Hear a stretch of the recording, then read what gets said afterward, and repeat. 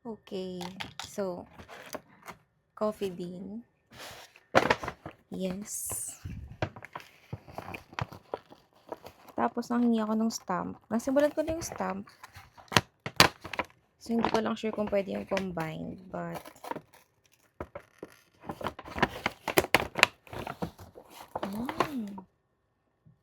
okay.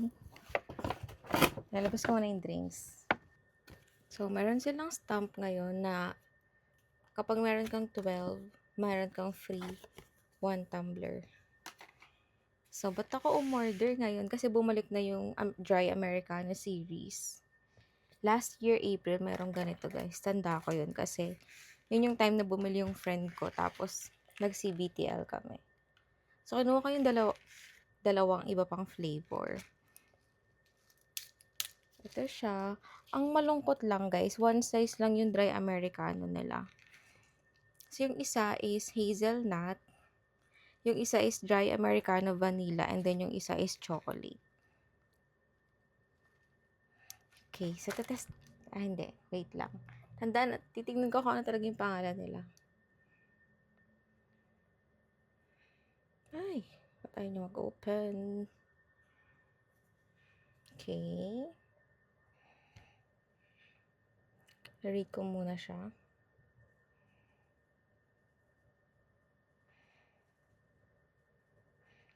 Tapos, ano yung order ko?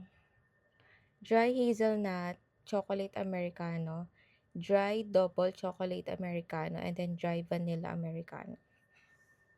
So, dapat tatlo yung stamp ko. Yes, tatlo siya. Okay, perfect.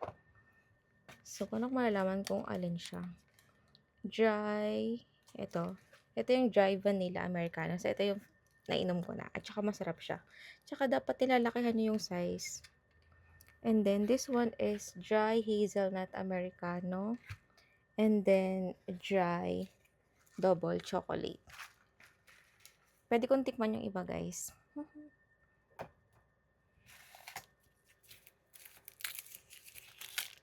Iuhuli ko na yung gusto ko. Simulan na natin sa chocolate. Kasi sure ako hindi magiging sa akin to.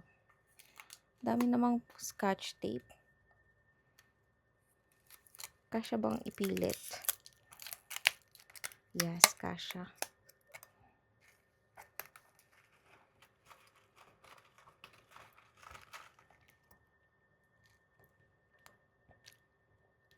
Okay.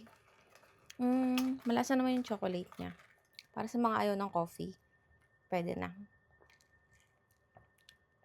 Tapos yung ice blended nila, yung nilabas nila sa mga kiosk ng SM. Girl, ang sarap. Bakit kaya yung mga masasarap na flavor, hindi nila nilalabas sa sa regular store. Masarap yun. Pag pumunta ako ng SM, bibili ulit ako nun. Next is the hazelnut. Feeling ko, curious lang ako sa lasa niya, kaya ako siya binili.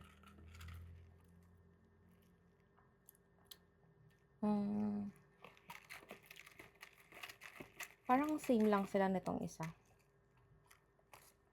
Pero, mas gusto ko tong hazelnut compare sa chocolate. And then last one, sure ako ito yung magiging favorite ko. Yung dry vanilla americano.